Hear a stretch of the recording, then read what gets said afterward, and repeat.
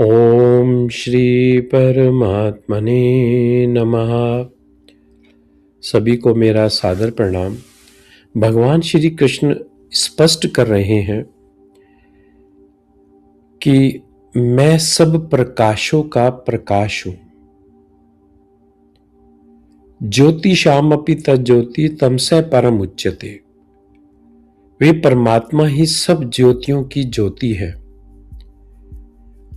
हम सब में चेतना के रूप में वही आत्म ज्योति विद्यमान है। इसी तरह से जो भी मनुष्यों में विशेषताएं हैं, विलक्षणताएं हैं, वह सब परमात्मा से ही आई हुई है। हम झूठ मूठ का उसका अभिमान कर बैठते हैं। केनोपनिषद में एक कथा आती है। एक बार परमात्मा ने देवताओं की तरफ से असुरों पर विजय प्राप्त की और देवता उस शक्ति का अभिमान कर बैठे कि यह विजय हमने अपनी शक्ति से प्राप्त की है।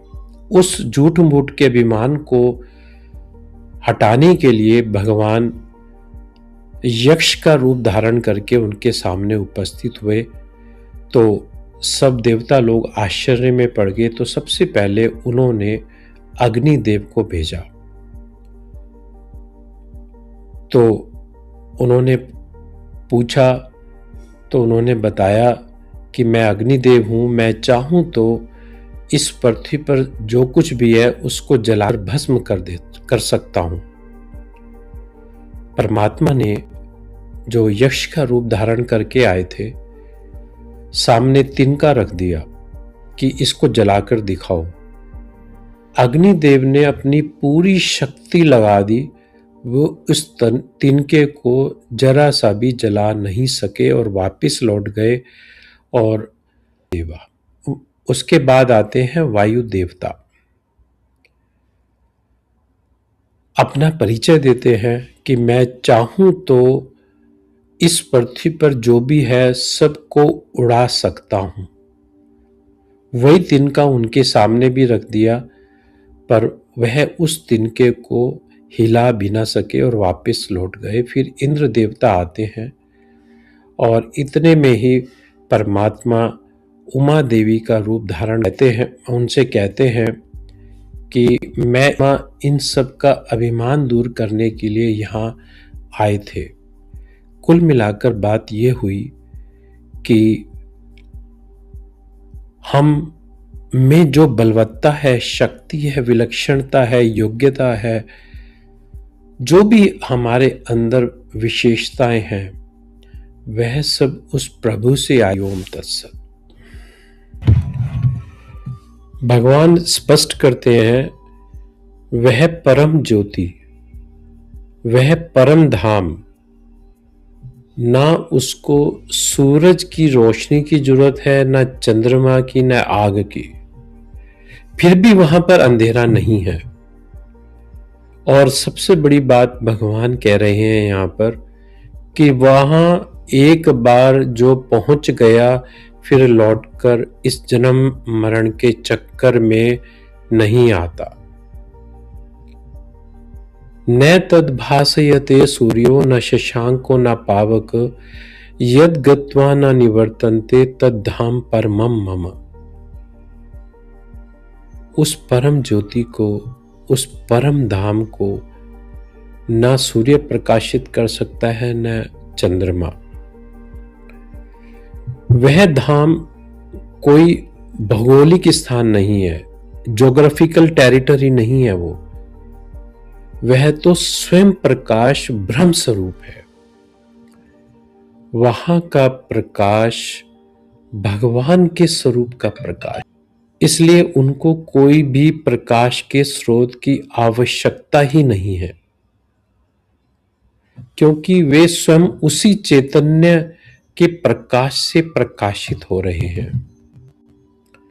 जो सबका प्रकाशक हो, उसे कोई और क्या प्रकाशित करे।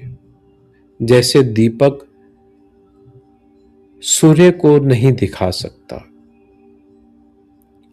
कठोपनिषद में भी आता है न तत्र सूर्यो भाति न चंद्र तारकम, नेमा विद्युतो भांति कुतोयम अग्नि, तमेव भांतम अनुभाति सर्वम, तस्य भासा सर्वम इदम विभाति।